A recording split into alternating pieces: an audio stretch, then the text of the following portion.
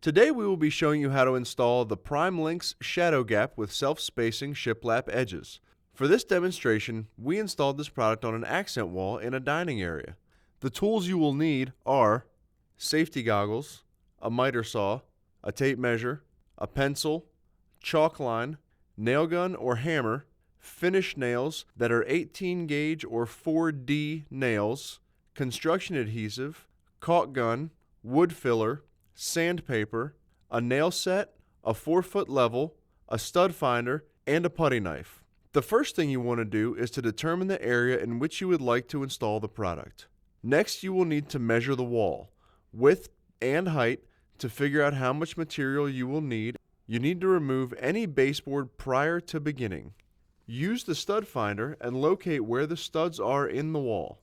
Using the chalk line, snap a line showing where the studs are located on the wall. This will ensure you are able to nail into the studs directly and will provide the maximum hold for the product onto the wall. The product can be installed directly to the studs or over the top of sheetrock.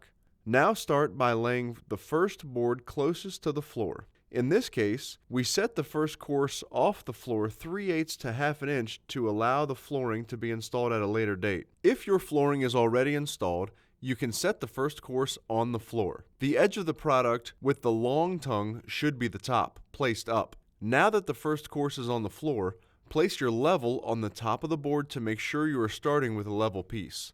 If it is not level, this will prove to be problematic when you get higher up on the wall. Once you have leveled the first piece, you can begin nailing. Place one nail through the tongue of the product and one through the face of the product at each stud. If any nails are not set all the way flush in either location, use the nail set to put them the rest of the way into the board. Now on to the second course. The steps are pretty much the same, but there are a few things to remember. The Shadow Gap product is self-spacing.